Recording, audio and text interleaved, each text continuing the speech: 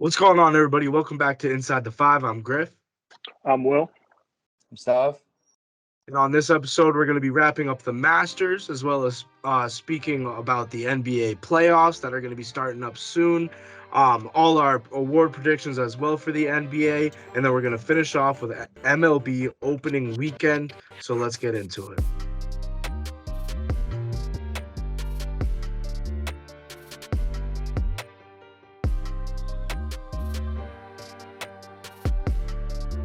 All right, guys, welcome back. We're going to start things off with the Masters. Scotty Scheffler absolutely dominated at Augusta this weekend. Honestly, it's kind of refreshing. He's number one, I believe, now. If not, he was before he got into the Masters. And overall, I'd say solid Masters. I like seeing a new winner. I think that's always fun. I like seeing. Obviously, there's more likely going to be a new winner unless Tiger wins. But there's also a few other names like Rory that could win it again. But it's always nice to see someone just absolutely dominate and just put on a great performance. Right. So Scotty came into Sunday red hot. He kept things going. He finished at 10 under on the weekend. He was better than that, and not only was he better than that, but he was better than what he did on hole 18 compared to the rest of the day on Sunday too, as he four putted to end the whole round to win the Masters, which is very Stav like. The four putt. Except Stav usually doesn't win the Masters. I'm just joking. I think we all four putt this podcast. What is the violation about me? We're getting roasted today. That's what happens when there's golf. Another roast. Tiger Woods played absolutely awful. 13 over. I was just happy to see him make the cut after one over, and I was like, does he have a chance? But Scotty was really pulling away. There was a lot of different factors in this year's Masters. First couple of days, we were dealing with some wind, with some rain, especially on Thursday, rain, Friday, wind. I watched a lot of this. I'm kind of ready to cover it. But I guess I'll get us started with Tiger in general so we can get him out of the way. Like I said, he went 13 over. He really fell apart on the weekend on Saturday and Sunday. Stav, he didn't announce anything, but do you think this is it, or do we think we're going to be seeing Tiger again? I mean, he's still young, but a lot of injuries. I think if we saw him in this Masters, we'll see him again, just because no one thought he would come back in general after the injuries that he suffered. But plus 13 isn't really a good look, especially after finishing the first 2 days only +1.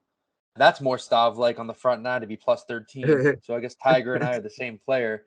But I expect to see him in other majors throughout the year, and probably for the next, if I had to put a timeline on it, 3 to 5 years, we'll see him compete again. That's fair. Will? I definitely think we'll see him again for sure. I think no doubt. Obviously he was hurting. It is what it is. He's gonna have to take some time to recover, but we'll definitely see him again. Yes. So in my opinion, I'll wrap up kind of what I think we're all thinking. In my opinion, he came back to this Masters and it was a little too early. I feel like if he came back in another month and a half or two, he would be in a lot better shape. But it was just the fact that it was the Masters. It's something that you have to compete in. It was definitely a goal that he set, and he probably fell a little bit short of it and was like, screw it, we're gonna try to get 4 days in anyways. And we're gonna try to win this thing. It didn't work out that way. But Tiger Woods, my guess is we're going to be seeing him again. I wanted to see what you guys thought. Golf, as we know it, sport you can play until you die. So Tiger Woods hasn't announced his retirement yet. I think that if he were going to, it would be right after on Sunday. He would be like, all right, I'm done. That's it. The fact that he didn't do that makes me believe that we're in for a couple of more years of Tiger Woods golf. But back to the Masters. First off, Scotty Scheffler, dominant performance. He was the number one in the world for a couple of weeks before. He went in not as the favorite. I believe it was John Rahm. No. Rahm was the favorite, which I'm kind of interrupting, but he's the number one golfer in the world. I'm confused as to why. We didn't even pick up on this when we were giving our predictions. Why he wasn't? I don't even think he was in the top 5 for favorites. I don't think he was in the top 5 either. I think they love John Rahm. They love John Rahm every single year. He's always top 3 highest odds for the Masters, and he never finishes top 10. Yeah, and I don't think we saw Rom have a successful week either, did we? I No. think he shot 3 under on Sunday. But other than that, he didn't play that well. No, he got 27th, made the cut, finished 4 over, better than Tiger, better than us three would definitely do. But I mean, we're not speaking about the way that us three play golf. So yeah, John Rahm, definitely not the pick. I guess it was Scotty Scheffler, and you're right. If we saw that he was ranked number one in the world, and I didn't even know what odds he was at. So if we saw that earlier, if we picked that up earlier, that would have been a great value pick. It worked out for a lot of people. Scotty Scheffler definitely deserved it. But on Sunday, Rory McIlroy made a push. Rory McIlroy had a great Sunday. He played fantastic, and he finished second. He was 7 under, which is 3 strokes behind Scotty Scheffler. It was overall a great day for Rory. It makes me feel good about Rory McIlroy because it's been a few years. It's really been a few years since he's been up to his standards. He's hitting the ball well. He's got a great feel for it. Rory McIlroy is going to have a dangerous year in golf. It's exciting, and the Masters is super exciting in general. It's the most beautiful scenery in golf, in my opinion, maybe in the world. Like the Masters is a place that you have it on the TV throughout the whole weekend, just because even if it's not the main thing you're zoned in on, you look over, you see that grass, you see the flowers, you see the deep blue water. It's just beautiful. The Masters has officially wrapped up, and I guess we'll get into a couple of bonus things, and I'll get us started off so you guys can have a minute to think of it. But I'm gonna ask the question, I'm gonna answer it. What was our favorite moment from this year's Masters? Actually, you don't know, not from this year's Masters, from the Masters in general. And I'll answer this question to get us started off. A lot of people are going to say Tiger 2019. I'm not going to go with that. I'm just straight up going to go I'm going to answer for this year, but I want you guys to answer for all. I'm sorry, I'm all over the place. Um, I'm gonna go with Tigers Thursday. Just straight up. On Thursday, Tiger finished 1 under. He put himself in a position to win. And if Tiger Woods wasn't hurting, it was as simple as that. If he was healthy, I think Tiger Woods wins this just because of his mentality. He's different. He was hitting his spots, and it's good to see as a golfer like myself. When you're watching Tiger Woods play, you pick up a lot of little different things that he does, and it's like maybe I'll add that. And a good little thing that I noticed was just his patience. Tiger Woods with his patience, because he's battling a lot of different things. But when I'm out there on a golf course, it's just me, the ball, and a stick. When Tiger Woods was out there this past weekend, it's all of that, and then it's his back pain, it's his leg, it's all these different things hurting. But just straight up his patience, and that's what got him through day one, so successful, and a lot of things caught up. But I'm gonna have to say Thursday. Tiger Woods was electric. He was hitting a lot of big shots. I think he chipped in at one point, hit a lot of deep putts. His putting game, the best ever. He loves putting in front of people. It's overall just electric. And once he finished hole 18, the crowd erupted. It's just a great feeling to see someone like that stop. Yeah, I'm gonna kind of stay with the same golfer here. I want to say Tiger's chip back in 2005. Just that whole setup of how I'm happy that you said all time because that whole setup of how everything worked out. He had a terrible chip. I mean, not a he kind of set himself up with like a 3 foot chip prior, which many people don't really talk about. And then the announcer like this is an impossible shot, saying all this stuff. And then I mean, obviously he nails it. That's like one of the best Masters clips, one of the best golf clips of all time. And it was kind of circulating a little bit before he announced that he was coming back to the Masters. I know Griff, you sent that to me. Absolute chills. 3-minute video was great, and every single second of it. So when you think of the Masters, that's what I think of. Yeah, no, I totally agree. I mean, like those clips will live on forever, but I feel like I'm gonna go a little bit more recent. Obviously, I'm gonna go Tiger's most recent win and Dustin Johnson's one because those were the two I watched those Masters every single day. I watched every single like almost the whole thing from start to finish. So like those are the ones that I just remember the most from because I've just recently started watching more golf. But especially DJ because that is my favorite golfer. So getting to see him dominate the Masters and then just dominate the whole FedEx playoffs right after was crazy. That was, I mean, a dominant run by DJ, and it's weird because you see him catch fire, and sometimes he'll catch fire, like in that case, Will, it was for months, and he'll just be the best golfer for Crazy. months. And then sometimes he'll catch fire for a couple of holes, and it's like, wow, he's about to win. And I had a little feeling on Friday, it was DJ was heating up, and it was like he could really pull off with Scheffler, and it could be them two teeing off at 1 p.m. on Sunday to settle it. And that's not the way that it all fell down. Um, it's impressive the way that he plays golf.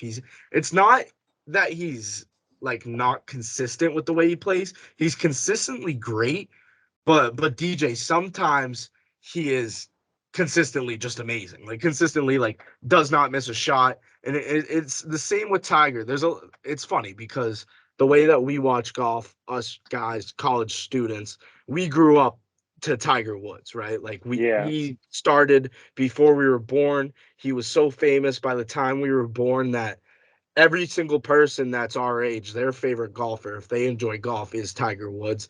It's a great feeling. Like I had it going on in the dorm room all 4 days, and my roommates who just recently got into golf. I mean, you could say this year I kind of got them into it. Their favorite golfer is Tiger Woods because that's the only person that they know in the golf world. He's just that much of a household name that no matter what, people know who he is. That's why everybody's favorite moments is from that man. But I think that's gonna wrap up the Masters. Just real quick, just wanted to say shout out to Scotty Scheffler. He's gonna stay at the number one. I think he's gonna have a great season. He's a great golfer. And then another shout out, Joaquin Neiman, who was in Tiger Woods' group. He had a great first 2 days. Sadly, fell apart at the end. I think it was just the fact that he wasn't playing with Tiger. It was kind of like a pressure moment where you have to live up to certain standards when you're in the same group as him because you're going to be in the featured groups. Like everybody's going to see every single shot that you take. So, wow, Hakeem Neiman, wow, so bad with pronunciation. Had a very good first 2 days, fell apart after the cut. Shout out to him. But we're going to move on to our guys, the NBA, the Celtics, clinching the 2 seed. Stav, I'll let you take over. You have free range from here. Talk about the NBA. So I'm actually very happy that the Celtics tried to win yesterday. You know, when you're in the NBA, I think all you should try and do is win. I really hate losing to get a lower seed to get a more favorable matchup because every team's in the playoffs for a reason and every team is seeded the way they are for a reason. You know, everyone's scared of Brooklyn for whatever reason, but all I want to say is they're a 7 seed for a reason. You know, ever since KD and Kyrie have both been playing, they have a losing record. Like, nothing's set in stone that the Brooklyn Nets are going to come out and firing. I mean, yeah, they can score 110 points a game, but they let up 140. So they match up awfully with a fully healthy Cavs team, and they don't match up well with the Hornets. The Hornets have their number this season, and so do the Hawks. So I like the Celtics that they won. You know, Jaylen Brown said it best. We'll face anyone, and I believe that. You know, if you're a 2 seed, if you want to call yourself an NBA champion, you go through whoever you have to because eventually we're going to face a team that beat them. So I'm happy. You know, bring it on. Bring on whoever. Right. And it's not only that we won. In my opinion, this was a must win because you're winning this game to secure a 2 seed over Milwaukee, who you hold the tiebreaker to. And Milwaukee, they lost on Sunday, right? That's the reason that Yeah, door they opened up. they They didn't lost play anyone before. either. Yeah. They did not So, play oh anybody. yeah, they didn't play Giannis. They didn't play any of their starters, did they? No, no. Right. Thanasis So, Antetokounmpo was starting. I mean, the second best Antetokounmpo brother out of the 15 that they have. And they're all beasts. But Milwaukee claims the 3 seed. In my opinion, though, what I wanted to get to is Philly, who's the 4 seed. They won their game. So if Philly wins, they're the 3 seed. Or if we lose, Philly wins. Is what I meant to say. They're the 3 seed. Milwaukee's still the 2 seed, and Boston slips down to the 4. So, if Boston's the 4, then not only are we going to play the Raptors in the first round, which is a very difficult team to play in the playoffs. And I was texting with Stav, I think on Sunday, like afternoon before we played, I was like, I want to win. Like, I don't want to Yeah, face the Raptors in the first round. I will play any other team. But not only would we play the Raptors in the first round, in the second round, we'd have to play most likely the Heat. So I think no matter what, getting the win there, having to play either Brooklyn or Cleveland is a big win because we stay away from the Raptors and we stay away from the Heat until at least the Eastern Conference, or at most the Eastern Conference Finals, if we get there. The Nets will, the Cavs, 7 versus 8 seed, playing on Tuesday. Who do you got in that game? I'm gonna take the Cavs. Yeah, I think take just the Cavs. straight up, the Cavs are just gonna outplay them. Like what Stav said, like they're just gonna let up points. I mean, like you can't really like if you don't play defense, you don't play well enough, but you keep scoring, you're not gonna win the game. Yeah, and I mean, kind of interjecting here, I want to agree with Will, especially if the Cavs come in fully healthy, getting back Evan Mobley and Jarrett Allen. That just provides so much more depth for the Cavs. You know, the starting. Look, can we officially name the starting five of the Nets other than who is it? Kyrie, Seth Curry, and KD. The rest of the guys are nobodies on that entire team. Like, if you're Yeah. starting Andre Drummond right now, his And play it's style not is out even of date. always him, Exactly. because sometimes it's So Nick Claxton who plays the exact same. yeah. So the Nets and the Cavs have that favorited matchup with a lot of the depth pieces as well. Like I trust the Cavs bench to kind of come in and hold their own against whoever's on the court. You know, I think they're in a way. I don't want to compare them to the Celtics. However, they are 8 deep. They have guys off the bench who can come in and fill in their role perfectly fine. Darius Garland is one of the best point guards in the East, in my opinion. He's guy is going to get you 20 and 10 assists. I mean, I hate how everyone's writing off the Cavs because at one point this season, before kind of the injury bug went through the Cavs were a 3 seed in the East. Like everyone thought all year, oh, they're going to fall off. It's the Cavs, they're young. They never really fell off. Like fully healthy, they never fell off. So I got the Cavs in this game, regardless if it's in Brooklyn or not. Right. And the game is in Brooklyn, so both of you guys taking the Cavs. You know what that means. I'm gonna have to take the Nets here. And I'm not just taking them because both of you picked the Cavs. I'm really sticking with the Nets. I think the Nets are the definition of a play-in beast, where this is a game that you can will yourself to win one game, especially in Brooklyn. And this is a big Kevin Durant game. They've won their last 4 games. I mean, they've played against the Rockets, the Knicks, but then they played a tough Cleveland Cavaliers team who they're playing against in Brooklyn. They beat them by 11 points, and then they played Indiana, who's out of the playoffs, but they're not bad. And one thing that I've noticed throughout this run is when they're winning these games, it's Kevin Durant's going to get his own, right? Every single game. We talk about Kevin Durant. Every single time we bring him up, I give him the most high praise because he deserves it. He gets his buckets. He knows exactly what he needs to do. And a real big factor right now is Kyrie Irving. Kyrie Irving, one of the smoothest scorers of all time. Kevin Durant is the smoothest scorer of all time. This play-in game relies on Kyrie versus Darius Garland. Who's going to win that matchup? And whoever wins that matchup, in my opinion, well, actually, you know what? Won't be a win. I think that if Kyrie wins this matchup, it's going to take a lot less off of Kevin Durant's shoulders. If Darius Garland wins this matchup, they blow out the Nets. And I really think that Kyrie has the potential to go off in this game and really shut down Darius Garland in terms of Kyrie scoring 35 and Garland scoring like 18. Another big thing we need to look at though is the bigs of the Cleveland Cavaliers. You have Evan Mobley, you have Jared Allen, just guys. First off, big, big mistake of the Nets. I've always said it was getting rid of Jared Allen. I think Jared Allen, he is an all-star this year. I've always thought he was an all-star. But Brooklyn favored in this game. It's going to be an interesting one on Tuesday night. I think we should get over to the other game, the 7 versus the 8, on the west side. Also, Tuesday night, we have the Timberwolves. We have the Clippers with PG-13. I'll get things started. I actually think this is smooth sailing for the Timberwolves. Do you agree with me, Stav?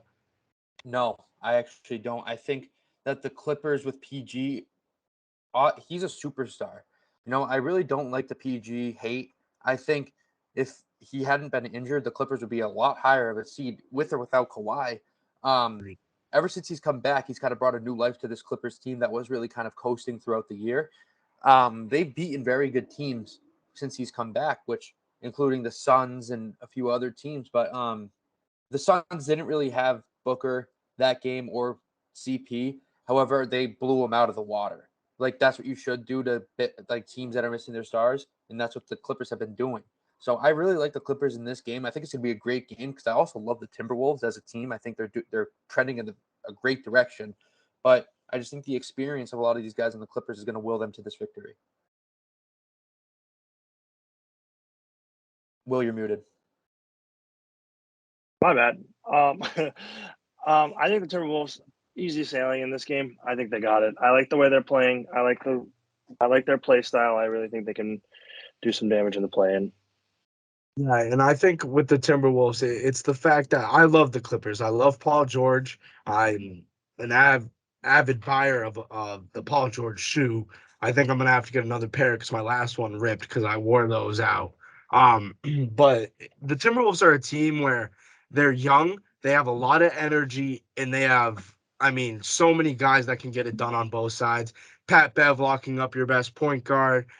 D'Lo, when healthy, is out there to get buckets, and they have Malik Beasley, who's coming off the bench. When D'Lo is fully healthy, and Malik Beasley, in my opinion, is a starting shooting guard in this league. You have Anthony Edwards at the 3. I don't actually know who runs their 4. It might be like Taurean Prince, who grabbed boards at Baylor, maybe Jared Vanderbilt, something like that. But you have Cat, who gets, I mean, 25, could easily get 25 a game in this playoff run. I think he averaged 25 and 10 this season. His best season in the league so far from Karl Anthony Towns. He's playing great basketball. I don't think that the Clippers really have anybody that's going to be able to stop them. So it's going to be a good Tuesday night of basketball. We got the Nets and the Cavs. We got the Timberwolves and the Clippers. It's going to be awesome. The play-in tournament extends. The 9 versus the 10 is Atlanta and Charlotte. I guess we'll quickly, I don't think we need to go into too much depth for this, but this might actually be a pretty good game too. I'm going to go with Trae Young and the Hawks here. What about you, Stav? I want to agree with you just because I'm really high on experience. The Hawks went through it all last year. They were kind of coasting. They were kind of bad throughout the regular season, but I don't think they're going to lose in the first round of the play-in. I'm going to be different, but I also picked them earlier when we did this a couple weeks ago, so I'm going to still stick with the Hornets.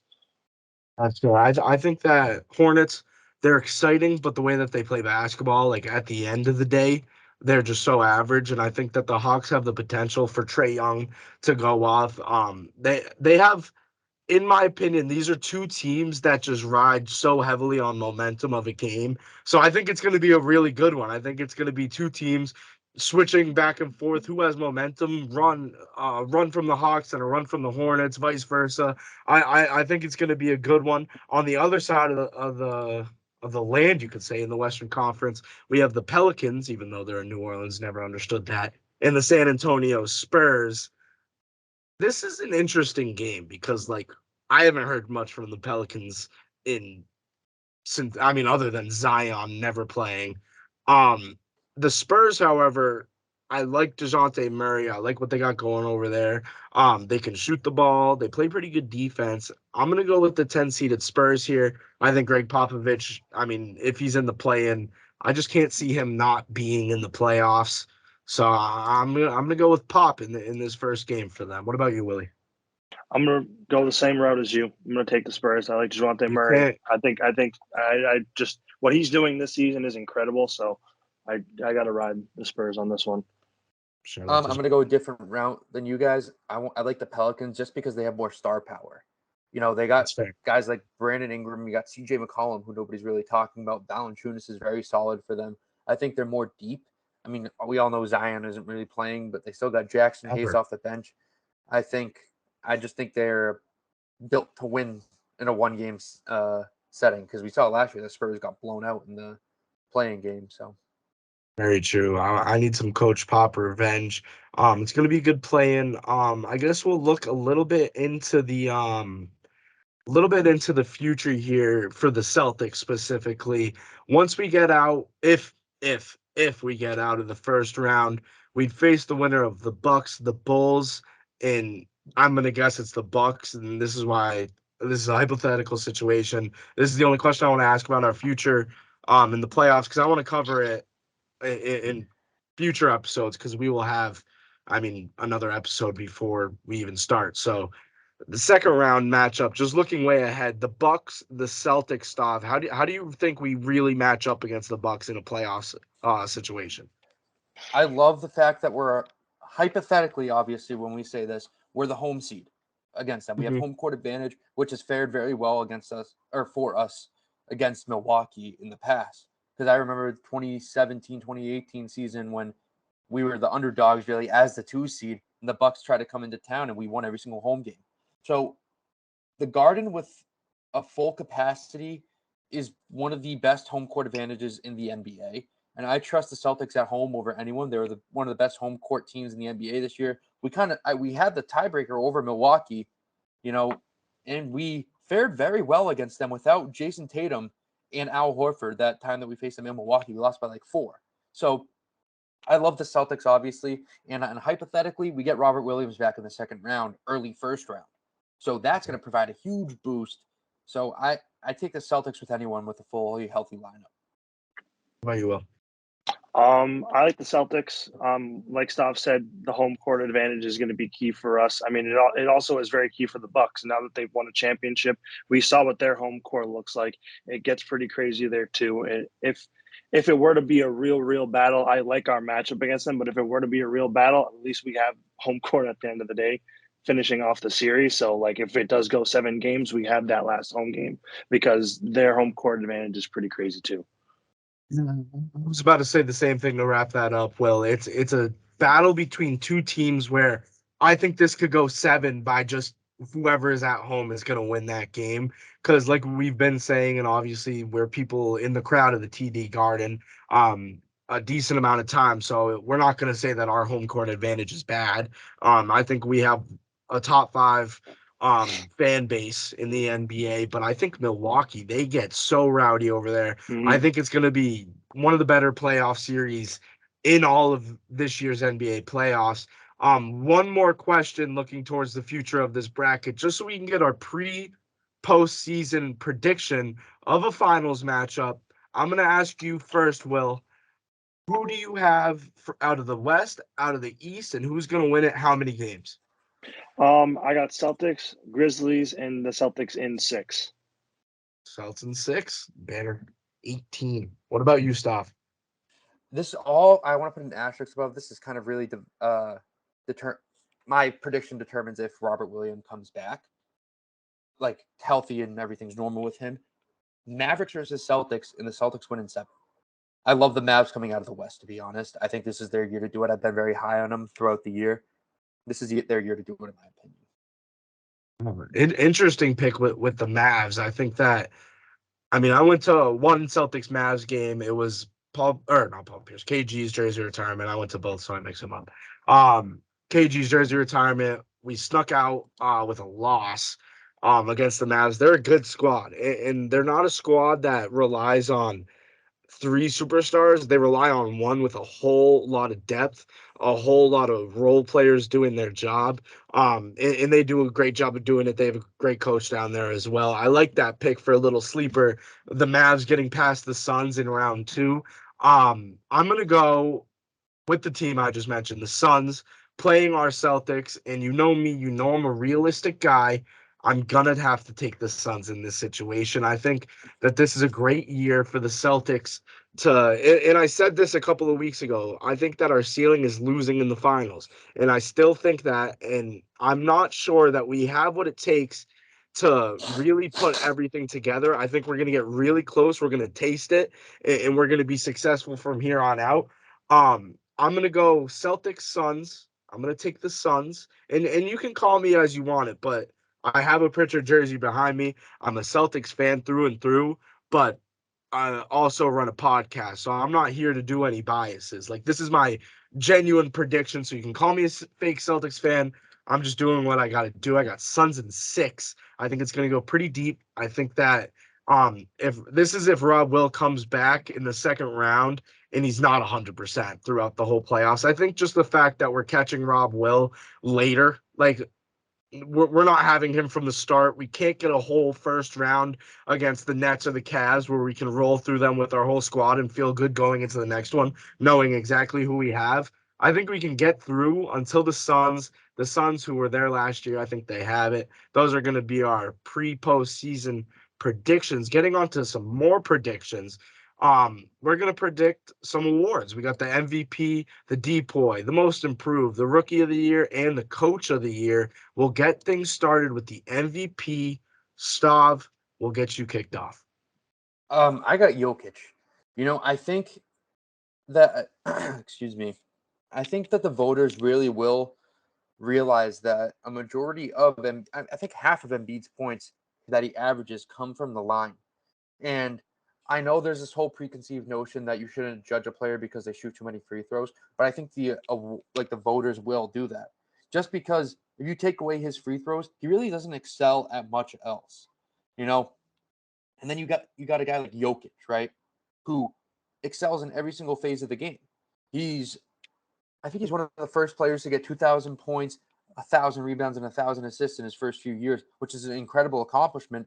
And he's led the Nuggets to a better seed than the 76ers technically. And usually if it's like split between the doubt or like if it's 50-50, they usually give it to the higher seed. Unless there's a guy like Russell Westbrook who averages a triple-double for the first time since Oscar Robertson. But Embiid really didn't dominate in any categories against Jokic, so I got to take Jokic in this. Pretty well. I'm gonna go Embiid. I agree with. I mean, honestly, if it's not Embiid, I think it's gonna be Jokic. I felt like just going with Embiid now, hearing that he's the scoring champion of this year. Since Shaq, Shaq was the last person that won it. I feel like that just like adds to his like points to win MVP, in my opinion. I feel like just seeing that, they're just like, well, damn, no one's done that since Shaq. And then they look at Shaq's career and then just automatically think, okay, Embiid is nasty. Like, I feel like that just like correlates with each other and how they do it. Yeah. I'm gonna go exactly right there with you. Well, I also have Joel Embiid, and um, Stav brought up some great points about where he was effective and where he was ineffective. And you guys know me. I am Nikola Jokic all the way over Joel Embiid, but I'm thinking from the standpoint of these voters who are seeing Joel Embiid win the scoring title, whether that be with a bunch of free throws or not. Joel Embiid single-handedly pretty much took the Philadelphia 76ers with so much going on within that organization throughout the year. I think the fact that he thrived through it means a lot from him as a basketball player. And as much as I hate the amount of free throws that he shoots in a game, if you're getting to the line that many times, Stav, if he was on our team, I would have him at the line for 45 minutes worth of game time. Like I wouldn't care. So I mean that's just the way it goes. I love Nikola Jokic, and I think Joel Embiid's a great player, and he added a lot to his bag this year. I think they're going to give it to Embiid. If not Embiid, I know Will, you had Jokic at number 2. I actually have Devin Booker at number 2, and this has kind of came up on social media a little bit more in the past couple of weeks, just the way that they've been dominating. And Devin Booker, he got hurt a little early in the season. He was out for a couple of weeks, but other than that, he's played a lot of games. He scored a lot of points. He's got a lot of assists. He's really carrying that team, a team that didn't have Chris Paul the whole year. They're the 1 seed in the whole NBA, the best record in the NBA. The Phoenix Suns, a very successful team. And why not have the MVP be the best player on the number 1 team in the NBA? It just sounds like it makes sense, but we all know the NBA doesn't actually work like that. Moving on, Depoy. I think we all have some very similar picks here, seeing that we're all Celtics fans. Stav, you can get us started because I feel like you have a lot of passion towards this man. Oh yeah, so I I want to say again how wrong I was in the beginning of the year because I said that the Celtics should have traded Marcus Smart because of what he was doing on the offensive end. No doubt in my mind throughout his career what he's done on the defensive end. However, now that he's found his role really with the Celtics, his defense is being highlighted throughout the league. You know what I mean? Because there was always that but with Marcus Smart. And ever like this huge winning streak, he's not taking stupid shots. He's just being the scrappy guy that he was brought into the league to be. So I have Smart, but there's obviously a preconceived notion against guards for the Defensive Player of the Year award. You know, the last guard to win it was Gary Payton, who did praise Marcus Smart for this. I have Smart. However, if it's rigged against guards, then I have Bam Adebayo. I agree. One was Smart. I was also on the same. We should have traded Marcus Smart train at the beginning of the year, and like you said, mainly because he just didn't have a role. I feel like if we just couldn't find a role for him, there would be no reason to like keep him. Obviously, like he's such an important aspect, and I've always loved Marcus Smart. Like I've like always been a huge fan. It's just like in certain times when you're just like, we need help, we need to find something to improve on. And at that point in the season, we were so low that it was just like, what is next for us? Like there was just so much chat around the league and social media, like our Jalen Brown, Tatum splitting up, is Smart on his way out too. Like it sounded like another rebuild was on on our doorstep, and then now we're the 2 seed. So I really think he deserves it this year, and like he's deserved it in many years past, and it has not gotten the recognition. And I just really think this year he deserves it the most out of any. Right. Not only has he gotten the recognition that he deserves as a depoy, but I think he's only made one All NBA defensive first team, which is, I mean, blasphemy. It makes no sense. But looking back at the past 10 defensive player of the year winners, I mean, there's Rudy Gobert, there's Giannis, Rudy a couple more times, Draymond 2017, then you got Kawhi. Nobody less than a three has won it. Like you said, Stoff, since Gary Payton. And looking at Marcus Smart this year, he's a guy that I think we all kind of were confused with. Just with the fact that the Celtics weren't playing the way that they were supposed to. This was supposed to be a year where we get the 2 seed, the 1 seed, and we ended up doing it, right? But looking back to the first couple of weeks of the season, we weren't so confident in that. And at that point in time, it was like, should we move on from Marcus Smart just because of the fact that not only is there we really don't know the role for him. It's just the fact that we don't really want to waste his time where he could be giving valuable, very valuable minutes to different teams. And you know what? We came through, we figured out our team. Marcus Smart has been the focal point of this team all year. He's helped out so many guys on this team. And I think it's just the fact that Marcus Smart, I mean, he's 6'4, he plays point guard for us. I've seen him guard centers this year. I've seen it, and he's really expanded the way that he plays defense. Um, Compared to the past few years, it's been phenomenal to watch. I really think Marcus Smart deserves to win it. Stav, you said Bam Adebayo. If not, I got Mikal Bridges. If not, the Suns have played very good. And I keep talking about the Suns, but he's been so good at the three there. He's a long three. He can stretch out and cover a 4, cover a 5 if need be, and he has the feet to cover a 1 or a 2. He's a guy that I love watching play. He has a lot of energy. I like Bridges. The odds, by the way, I want to give you guys some odds. Marcus Smart plus 150, Bam Adebayo plus 225, Mikal Bridges plus 300, and then we got Rudy Gobert, of course, because in my opinion, I want to say this. I want to get this off my chest. The past 3 out of the 4 years, it's been Rudy Gobert, right? And I don't think Rudy Gobert has deserved it any of those years. I think if anything, he deserved it in 2018. Um, but I think that Rudy Gobert wins this because that means that more French viewers are going to be watching these games. So I think the NBA rigged it so that France, that population watches more basketball and they can reach out to them. I don't think Rudy Gobert deserves it to win this year. I think if Rudy Gobert wins this year, I will never respect the Defensive Player of the Year again. That I had to get that off my chest. I just wanted to say that. I agree But with we'll what you just said, by the way. thank you, Stop. Mm-hmm. Thank you, Stop. I think Yeah. this is the second thing we've agreed on, the depoy, and then that Rudy Gobert isn't actually that good. And we talked about it last episode or 2 episodes ago, right? Or no, it was last episode. It was last episode. The Rudy Gobert whole debacle. We'll move on though. Most improved player. I guess Stav. We'll get you started. I mean, I really don't have a number 2 for this. I think it's Ja all the way. He's the betting favorite as well, but I think he's like minus 1,000. He's like minus like 750. Yeah, like the major strides he took from last year. I mean, from his rookie year to last year, and even last year to this year, leading the Grizzlies to the 2 seed, putting on highlights every single night. He's probably the most marketable player as well, to like out of like the potential list, and he was also 100%. on the second best team in the NBA. I believe the Grizzlies are, if you rank every single team like standings wise, yeah, they are. they're the number 2 team. So I got Ja here.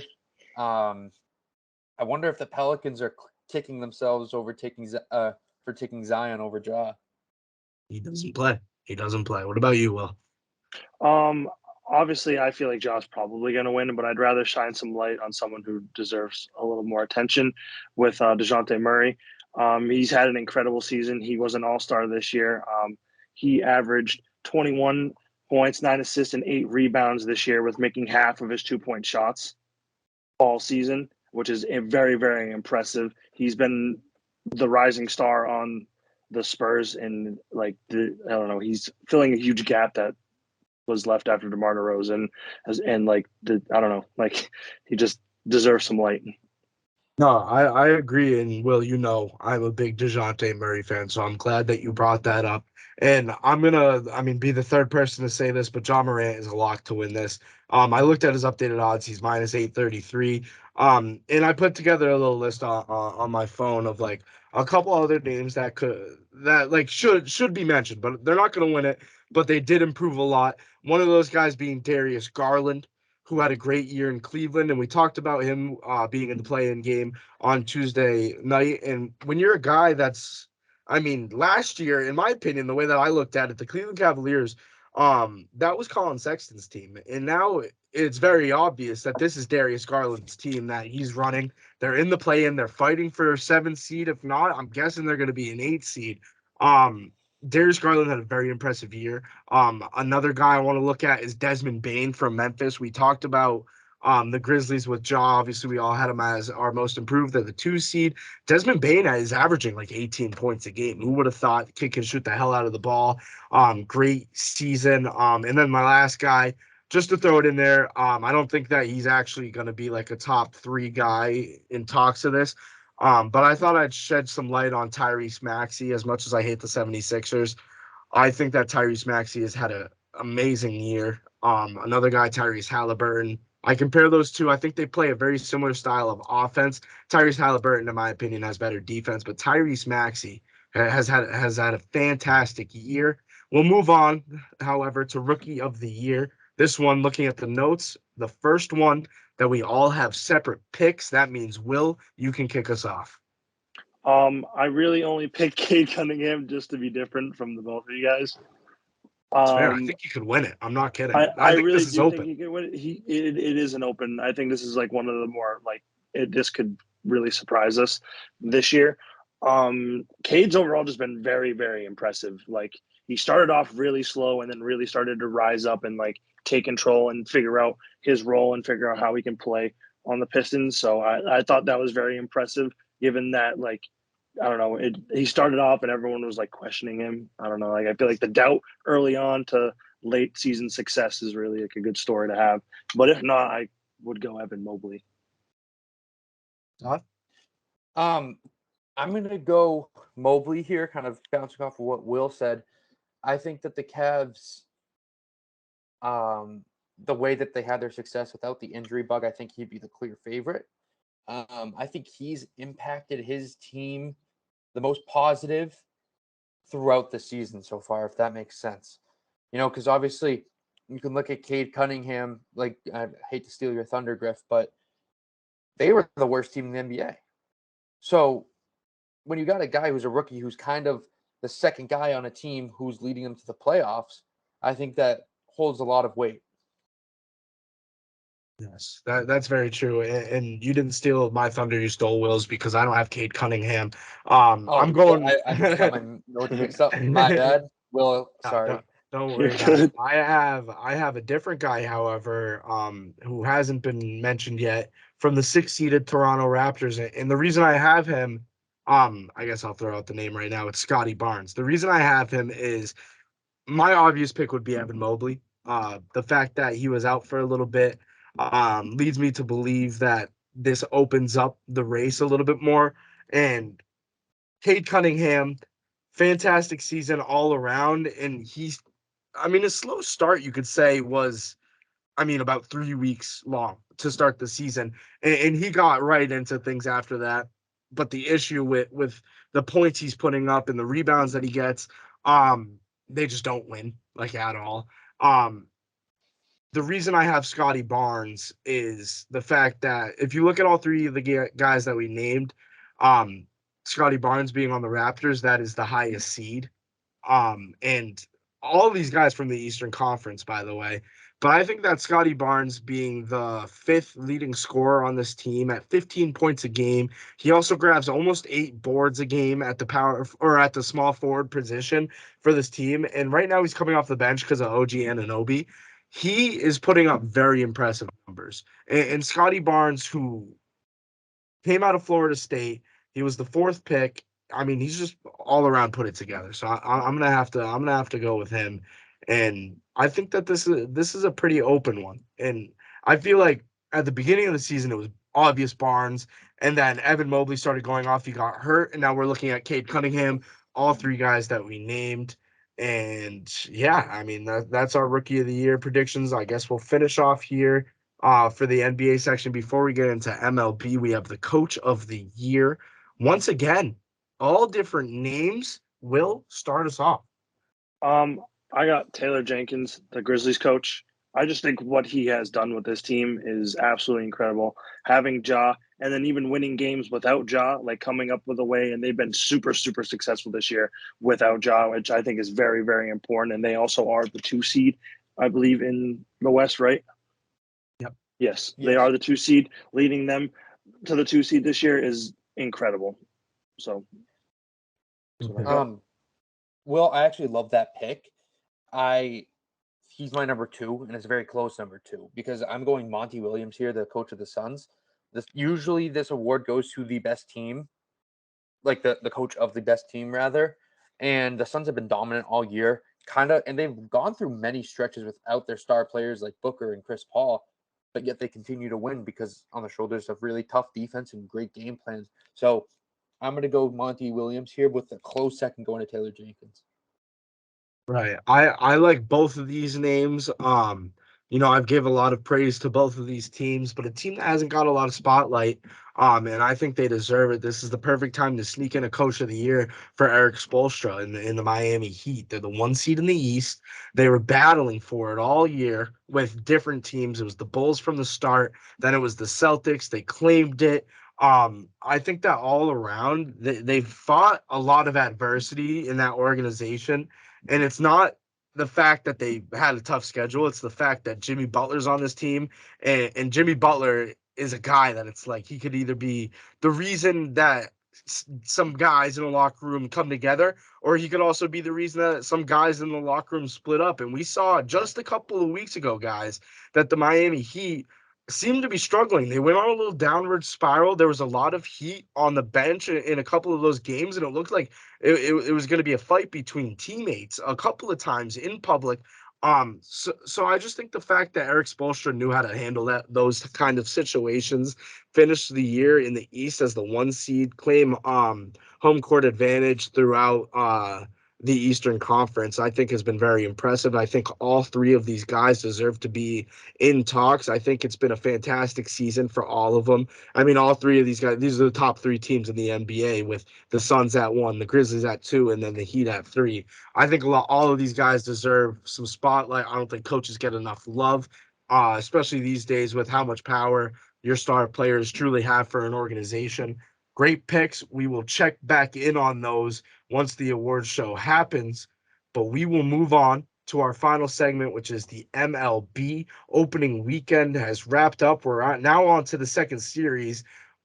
The Boston Red Sox starting off the year 1-2, very, very early, Stav. We folded against the Yankees. Are you scared of the Yankees the rest of the season? To be honest, no. We had a lead in every single one of these games, and then our offense kind of fell flat. So I don't think that's going to last throughout the playoffs. I think cold weather in general in April really does have an impact on games. I mean, kind of live reaction right now. The Red Sox are getting perfect game by Matt Manning right now. It's the bottom of the 4th inning. It's early, but they're down 1-0. I do think once Story was out last night, they actually won, which is a coincidence. But once the bats get kind of clicking, I think they'll be fine. I think hitting's contagious, and I loved what I saw from the bullpen. We'll kind of get into that a little later, but I think our bullpen played awesome. Will? Yeah, no, I agree. I think our bullpen did play awesome, and I'm very happy about that because it's kind of relieving that that's not really the area. We just have to get the bats going. Like I'm more confident in the Red Sox when I'm saying, "Oh, let's just get the bats going," because we've seen it all the time. It just takes one person to really start getting on fire, and the whole team is out there and after it. We're a team that really plays like a team, so everything that we do is contagious as a whole team. Right. And I think it's just a matter of getting into the swing of things. New York, who has a lot of firepower, a lot of star power on that team. It's like, that Judge, Stanton, Rizzo, Gallo, like, these guys are here to play. And they were doing the same thing when they weren't on the Yankees. Obviously, Judge has always been a Yankee, but like I'm talking about the other guys. But it's the fact that we played them on Friday. We scored 5 runs, which is like that's I mean kind of where I want to play around. And then you look at the weekend, Saturday and Sunday. We scored 2 on Saturday. We scored 3 or scored 4 on Sunday in a win. I think we're a team that's going to win games when we score around 5 to 6 runs, and I think that it's doable. I'm not saying that it's like that difficult to do. It's more difficult than scoring 2 runs, obviously. But we can't be a team that relies on our bullpen. And we said they're doing good, but we can't trust that throughout the whole season. And right now, I don't know who our closer truly is. We saw an impressive performance from Jake Diekman on Sunday night, getting in there on the ninth and taking care of business in the heart of the order for a 4-3 win. We're taking on Detroit right now, as we said, getting perfect gamed. Michael Waka, one thing that I wanted to say, I just don't like how it's day 4 and Michael Wacha is our starting pitcher. I feel like there's a lot of holes still in this rotation. There's a lot of holes in this bullpen where it's if one of these guys has to go out after the 3rd inning, I don't know if we have 6 more innings of pitching that'll get us to a win, Stav. And I know you wanted to get in more into pitching. Who's going to be a guy that's really going to help us in these middle innings, if you can think of any? Because I'm kind of struggling to look at our bullpen and be like, this is a guy that's going to help us out in these situations. So I want to say 3 names, and this might kind of seem obvious. So one, I'll say the 2 obvious ones first. Garrett Whitlock. Other than that little dinky home run he led up to, I think it was LeMahieu in game 1 of the It was series. LeMahieu, and it was he had a good outing. Yeah, he pitched. I think that was on his 3rd inning, and we usually don't Yeah. ask Whitlock to go more than an inning and a half. So I love what I saw out of him. He kind of did his thing. We signed him to an extension. 2, Jake Diekman, absolutely cruising through the heart of the lineup. I never would have thought to see Jake Diekman in that situation where it's the bottom of the 9th at Yankee Stadium on Sunday Night Baseball, and he comes in and fans 3 of the best power hitters in the league in Judge, Stanton, and Gallo. I mean, Gallo lefty on lefty is not a favorable matchup. I mean, Gallo against anyone isn't a favorable matchup because he's a 130 batter. But I love what I saw out of him, and I also love what I saw out of Matt Strahm. He came in twice in this series, and he held his own. He did his job. He looked a little bit, I don't want to say crazy, but he looked a little out of control, probably first game jitters. But last night he came in and held his own in that inning. So I really love what I saw out of those guys. But other than that, until we see Matty Backpacks, how he can perform, I really don't know who else I can trust in this bullpen. Yeah, it's going to be interesting. And Will, after a performance like that from Diekman, I think we're going to ride with him in the 9th inning. But once Matt Barnes comes into play, and we haven't seen him yet, and he's hurt, or he's not hurt, right? We just haven't seen him yet. They said he has a back problem, which could mean anything, to be honest. But this wasn't really a day 1 finding. They kind of announced this halfway through opening day, which is a little weird. Okay, I must have missed that, but this leads me to that. When Matt Barnes comes back, Will, do you think that Matt Barnes will be our 9th inning guy and Diekman in the 8th to set him up, or vice versa? What do you think in the long run is going to work out in the 8th and 9th inning, because I think it's going to come down to those two guys. That's the early season way it looks. It's going to be either Diekman or Barnes, and they'll swap out innings. Who do you Let's go, want to be JD. our 8th, and who do you want to be our 9th? And there's a JD home run to left field. That's why Stav just screamed. Let's go Jumbo Dong. But yes, I think obviously right now that's the way it's looking between Diekman and Barnes. Coming from last year and then thinking how Deacon played last night, I really think Matt Barnes would excel, like coming back as kind of a setup. We can kind of see how he is. It can allow Jake Diekman to stay hot while he's hot, and if he falls back, we can kind of swap them in and out. If Matt Barnes really starts to catch fire, I feel like having those two in that kind of a situation, like an 8-9 right there, it can be very helpful and could be lethal against teams, especially if they're both on fire. We can just send whoever we want. It can really open up a lot of opportunities. I like what Will is saying, and a thing that I think is really going to factor into who we put in that 9th inning spot is the lineup that we're facing. You know, if there's a team that's heavy lefties in that specific spot of the order, I think we put in Diekman, and then vice versa. If it's a lot of righties, then we probably, it's all going to come down to analytics, and I think Alex Cora really does look at the analytical side of baseball, statistics against lefties, statistics against righties, so that might factor into his decision a little bit more than we think.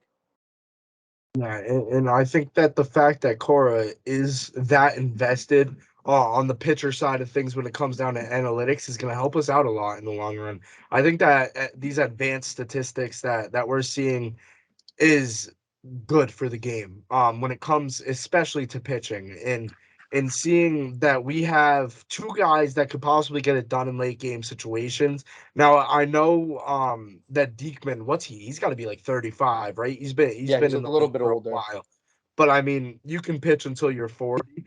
A lot of experience from him, and I agree with you. I think that it's interchangeable, and I would like to see to get things started, just to get Matt Barnes back into things. I love the way that he performed when he was an 8th inning guy in general. Excuse me.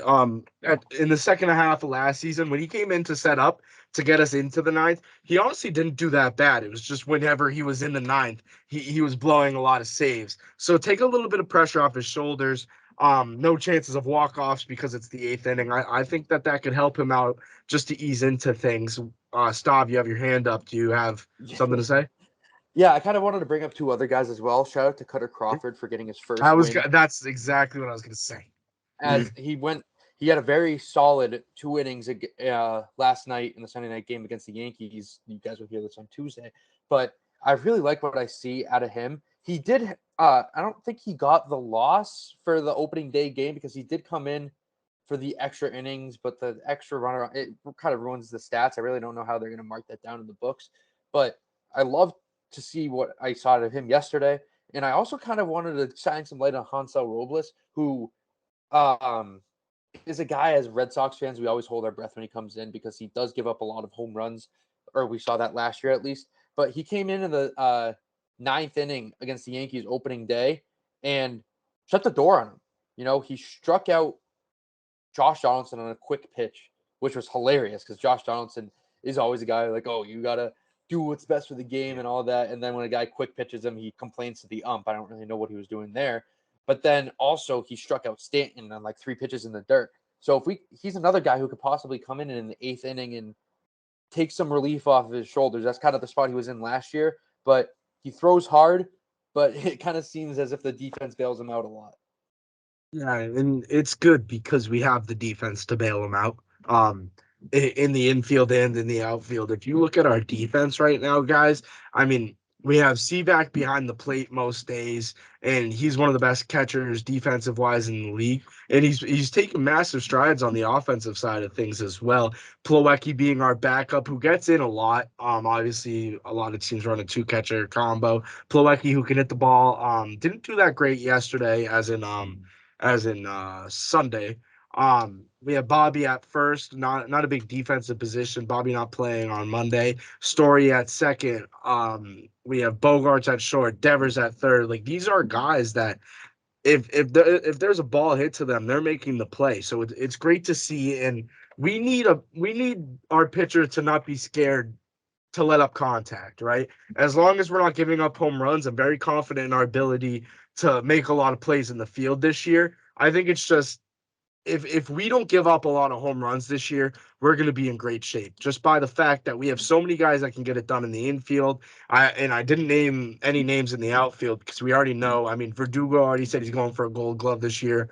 Kike awesome with his speed. JBJ and another name I wanted to mention because we've been talking about pitchers a lot. I wanted to mention some batters. Christian Arroyo has had a great first weekend. He got in. He played right field on Sunday night for JBJ, and he did a great job. And Jonathan Arauz, who's been playing second base with Story out, we saw him in Worcester a lot last year. I think he'll find his spot just fine with the Red Sox. I'm not really worried about the amount of runs that we're scoring right now. I think we'll get warmed up. We'll get into things. It always takes time for guys like JD and Bobby, who already hit a home run, both of them now at this point. It takes time for those guys to really get warmed up and start getting the power into that hit. So I'm not worried about that. I'm still worried about the relievers. But you're right, Stav. A lot of guys have surprised us going past that Yankee series, and it makes me feel a little bit more comfortable. We got the Detroit Tigers right now, and we have a 3-game set against them, correct? Yeah. I think we have a Yeah. 3-game set against them. We're tied 1-1 in the middle of the 5th. Stav, are we going to win this series? I think we'll definitely win this series. I think the bats will wake up, and I think we're going to see it in the second half of this game. That while we're recording, this is Monday around 6:30.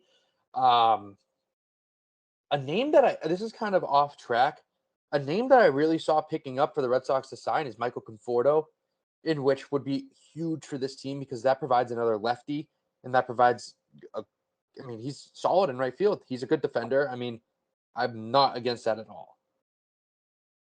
I could see that happening. And at age 29, I mean, we could sign him to say a 3-year deal. He's a free agent right now, so Yeah. there's no reason not to at least make a move for him. And we're known as one of the front runners to get him, us and the Guardians. What do you have to say, Will? He played quality time on the Mets last year, and he Yeah. played pretty well. Like, I don't see why. And before we ended off, like, talking about our relievers and stuff like that, I wanted to quickly say something that I would like to see the Sox do this year. Like, obviously staying competitive and staying consistent with who our main guys out of the bullpen are. But I like to see us have a little bit more fun with experimenting with different guys and really trying to figure out different combinations, because I feel like that will just make us an overall better team with what we have. Right. I wanted to say something along those lines. Well, I love that they put Arroyo in right in Sunday Night Baseball. They threw him into the fire, and I think he played outstanding for his first time in right field. I mean, there was one play which was a really tough play. It was a little blooper right down the line. It was barely fair, and he didn't get there. But I like his arm. He made a lot of good plays. The Yankees were hitting the ball very hard on Sunday night. So to see Arroyo kind of step into that position and really excel is something that we really should keep an eye on for the rest of the season. Yeah, and even the whole lineup experimenting too. Like, I think that's just like such a great idea right now, given that we're still looking probably to make a couple moves before we start looking at what we can do for the rest of the season. Right, and it makes sense to do it now, being it's very, very, very early in the season. I mean, we're 3 games in. We have so many 159 more to go, including the one that we're playing right now. And to wrap up, talk about this Tigers series. I think we sweep this series. I think we're really going to come through in the second half. I think after JD hit that home run, and it's funny because we're literally talking about this as this game is happening. It's the bottom of the 5th. After JD hit that home run, I think that there was a lot of good contact made after that. We didn't get anybody else on base, but we're hitting it into the outfield. I think if they run him a couple more innings, it's going to be dangerous. For the Red Sox to hit a couple more bombs potentially in this game. If not, I think we're going to see a few more hits, a few more runs from the Red Sox. And my prediction is I think we're going to sweep this series against the Tigers. I think that not only am I going to say that I think we're going to sweep the series, I think that we should sweep this series. I think we're a way better team than Detroit. And I think it's about time. Let's just get hot. Let's go on an absolute run and let's not slow down because we've done it before. I absolutely need Kike to start getting on base more. Yeah. Absolutely need it. Mm-hmm. A couple of bright spots. We put in the notes here. Shout out to who did this. Was this Stav who added to the end of the notes? Was it Willie? About Which the one? bullpen? About the bullpen? Oh, 14 in it. Yeah, I added that. I appreciate that because these are some things that I haven't seen. Um, so shout out to you, Stav. Saying that, I mean, our bullpen, it's something that we every single time someone comes out of our bullpen, I get nervous, right? Like I Yeah, was nervous for the DK heart just because we drops haven't seen right him. away. Hansel Robles had like a 7 ERA when we picked him up at the trade deadline last year. So I was nervous seeing him in the ninth. He did great, but we've only allowed one run all series, 14 innings pitched out of the bullpen. And the one run was the DJ LeMahieu home run, which barely got out. And it's from Whitlock, who's been Whitlock. pitching great, who had a great outing in that game and just let one slide at the end. So if our bullpen can do this consistently, I mean, one run in 14 innings is super good. I don't think that that's going to continue to happen. But if we can continue to stay in this right direction, we'll be just fine. And I think we'll start to get more comfortable with these guys. It's just the fact that we're asking them to step into a role that they're not used to. We're asking them to take a step up, right? And it's time for a lot of these guys to do so. Whitlock's going to be our main guy out of the bullpen for those long reliever innings, and he looked good. I have a question for the both of you. I guess I'll ask this directly to Will. What do you think is our biggest hole? Like all around, all around. What's our biggest hole? Like what do we need to improve on if we want to make a run? Um, I feel like there's a few pieces. There's a few pieces that creates that hole. It's not necessarily there's not like a gaping hole in the middle of our lineup or anything like that. Like there's nothing super crazy, but I feel like holding JBJ accountable at the plate and in the field will definitely needs to be looked at, and whether or not we need to really make a push for a right fielder and who we can use secondary there. Another one is Matt Barnes coming back. And then the third thing is without Chris Sale, how does our starting lineup shape up against the best teams in the MLB? Who can we really play a good series against, and how long can we last? That's Because very we're true. heading into a critical stretch at the beginning of the season, playing division rivals right off the bat. Yeah, and with not having the strongest starting rotation, or at least in my opinion, that's how I look at it, with Waka being our day four starter. And it's not even just the fact that Waka is our day four starter. We're relying on a lot of younger guys. By a lot of younger guys, I mean just specifically Tanner Houck to pick up a lot of these starting days and to really thrive in those situations. And I think we're kind of just throwing him in the fire because we have to, and we have to see how he performs on that. So, Stav, what are we thinking for some holes on this team? I'm gonna cut. I mean, we can. I agree with Will what he said about the starting pitchers. I think we should try. I mean, this is kind of looking ahead at the deadline, which is a few months away. Maybe it's another starting pitcher, but I need to see 7, 8, 9 perform a little better. Bobby was fanning a lot. He struck out, but he did hit a major home run Sunday night Yeah. against the Yankees. He put us ahead.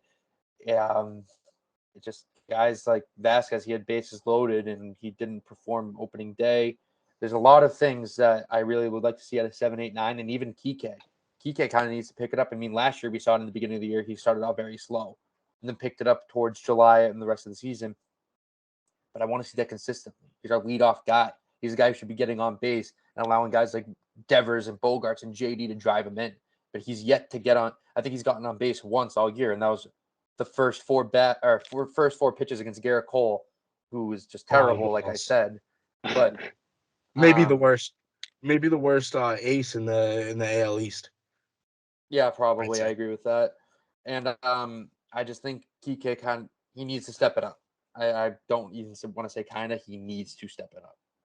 No, he definitely does, Stav. And Kike is a guy that we look at to bring us energy, and that's what you look at. That's the definition of your leadoff hitter. You need someone that gets on base a lot of the times, and it doesn't matter how you get on base. You can get a single, you can double, you can hit a home run, you can walk, for all I care, as long as your foot is touching a base and you are safe no matter where you are. That's what we need to start a game, right? And TK, who's the king of leadoff home runs last year, who's, I mean, just so good at getting on base. He really found his spot in center field, where last year we were testing him everywhere. He was a second baseman. He was an outfielder. He's really found his spot in center field. He's thrived in it, and I'm hoping that he can get his bat going, because he's one of those guys that, in your right stop, we really need him to step up, because he is one of those guys that is going to be the reason why we make a run. If he can really put those things together and play like he did towards that last stretch of last season, just the absolute run he was on, and then in the playoffs as well, we're going to be a very dangerous team. It's interesting because we're just so early in the season, so we don't want to overreact to anything, but it's kind of iffy for me. Like, I don't really see a lot of big holes. I just see like different things I want to clean up, right? And one of those is the 7, 8, and 9, which makes sense. That's why it's the 7, 8, and 9. You're not gonna have your best 3 hitters down there. But just get on base a couple more times. I love the addition of having Arroyo in right field. I talked about it in my article a couple of weeks ago, like what's going to be our situation in right. I was hoping Duran was going to make our opening day roster. He didn't end up doing so. He is still young. He has time. But just having Arroyo there and him being able to play in so many different positions helps us a lot. So I think that there's a lot of things, and there's not holes. There's just things that we need to clean up if we want to be as successful as the standards we hold our team to, which makes sense as we see Matt Strahm, who has been a bright spot coming out right now against the Detroit Tigers. I guess we'll wrap up with this. Matt Strahm, guys, I think that he's going to be a guy that eats up a lot of innings for us. I don't know if you guys agree with me. The long hair, first off, I think he needs a haircut. Second off, I don't think he washes his hair. He's kind of greasy, kind of disgusting, but he throws a good ball. Matt Strahm, our bullpen, we talked about making a move for a starter. This is the last question I have for you guys. Stav will get us started off here. Do we really need to make another move to get someone out of the bullpen, or do you think we're going to be just fine? I really want to wait for Matt Barnes to come back and see kind of where he's at mentally, especially because I want to say that he had a lot of doubt in his mind last year. He looked a little tentative, especially in the second half of the year. Hypothetically, Matt Barnes doesn't come back and play well. We need another righty out of the pen. I don't really trust guys like Hansel Robles to come in and give me quality innings. So if anything, another righty. I really do like the pairing of Strahm and Diekman. Mm-hmm. That's fair. How about you, Will? I feel like it'd be tough trying to find a way to fill in some gaps without really like going to the farm and try to bring up guys. Like, I feel like we're really gonna have to make some moves if we want to improve there. But I mean, I really think we should just ride out with what we got, see what we can do, and play around like with the guys that we have, because I really think we can figure it out. I mean, we have in the past. I don't see why we can't now. And like, I don't feel the need to really go out there and just try to make moves. And I don't know. I think it's just too rushed if we were to do so. I think that's a good way of putting it. I think that if we were to make a move for someone really good in the bullpen, we'd have to give up something that we aren't willing to give up, right? And I think we'd give up something that we can't afford to give up. So I think for now we just got to stick with it. We got to see how these guys play. We have a lot of new faces in the bullpen and in the starting rotation, so it's going to be interesting to see. And we're just getting things started. So I mean, it's an exciting time to be a Red Sox fan. It's an exciting time to be a baseball fan. Everything is going well. I think that's going to wrap up this episode. If you guys have anything else. One thing before we close, I think we were spot on with the Blue Jays, kind of talking about a different team. They are going to score a ton of runs. However, their bullpen's going to come in and blow it. So they're going to be fun to watch. So they got an electric offense.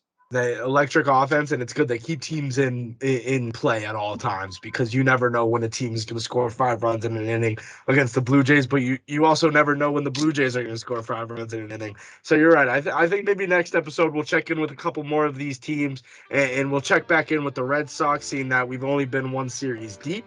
But we hope you guys enjoyed. Watch a little baseball this week. We will catch you guys on Friday, and peace. Peace.